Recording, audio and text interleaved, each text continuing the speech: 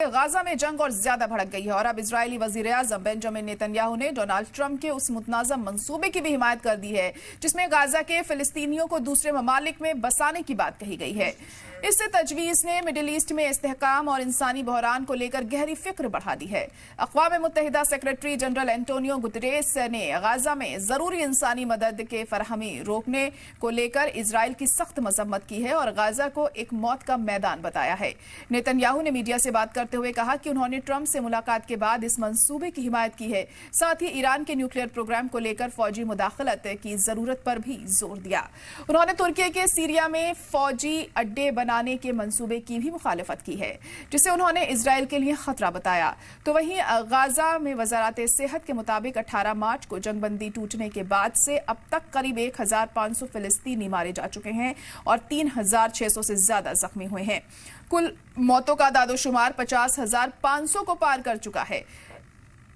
इस बीच अक़वाम मुत्तहिदा ने इजराइल की उस नए प्रपोजल को भी खारिज कर दिया है जिसमें गाजा ने मदद पहुंचाने पर उसका कंट्रोल शामिल था। 2 मार्च से अब तक गाजा के 21 लाख लोगों को एक भी मदद नहीं मिल पाई है। दूसरी तरफ फ्रांस के सदर इमानुएल मैक्रों ने मिस्र के सदर अल सीसी के साथ शुमाली सिनाई शहर आरिश का दौरा किया, जहां उन्होंने गाजा के लिए स्टोर किए गए राहत सामान और जख्मी फिलिस्तीनियों का हाल जाना। उन्होंने कहा कि इंसानी मदद को कभी भी जंग के हथियार के तौर पर इस्तेमाल नहीं किया जाना चाहिए। उन्होंने मजीद कहा कि गाजा में हालात हर दिन बद से बदतर होते जा रहे हैं और इसी बीच काहिरा में फिलिस्तीनियों की नकले मकानी के खिलाफ नारेबाजी करते हुए सैकड़ों लोग सड़कों पर उतर आए हैं। इधर इजराइल के सुप्रीम कोर्ट ने head of domestic security Ronen Bar को हटाने के तनाजे पर सरकार और अटॉर्नी जनरल को पास ओवर के बाद तक का वक्त दिया है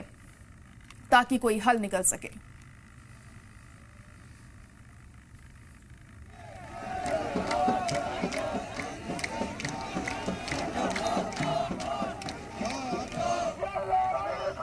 तो गाजा में जंग अब और ज्यादा भड़क चुकी है और लगातार यहां पर हालात बिगड़ते जा रहे हैं और जो नेतन्याहू का रुख दिख रहा है वो कहीं ना कहीं इससे इत्तेफाक रखता हुआ नजर आ रहा है कि जैसे अमेरिका की तरफ से यानी ट्रंप ने पहले कहा था कि वहां से लोगों को हटाया जाएगा, यानी फिलिस्तीनियों को दूसरे ममालिक में बसाने की बात उन्होंने कही थी। इससे इत्तेफाक रखते हुए अब नेतन्याहू भी दिखाई दे रहे हैं और गाजा में लगातार हालात बद से बदतर होते जा रहे हैं।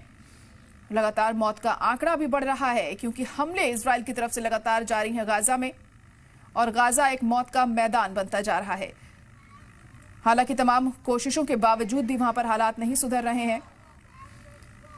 और अब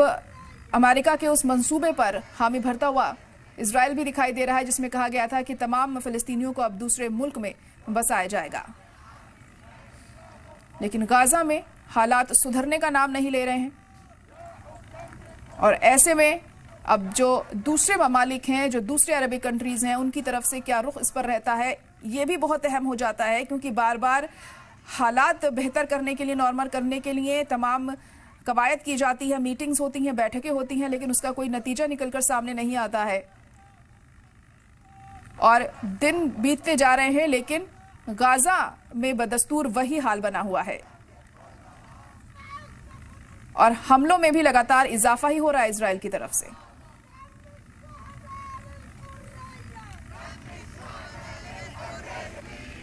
तमाम कोशिशों के बावजूद भी हालात नॉर्मल यहां नहीं हो पा रहे हैं और जो भी मदद फराहम वहां पर की जा रही थी वो भी इजराइल की तरफ से बंद कर दी गई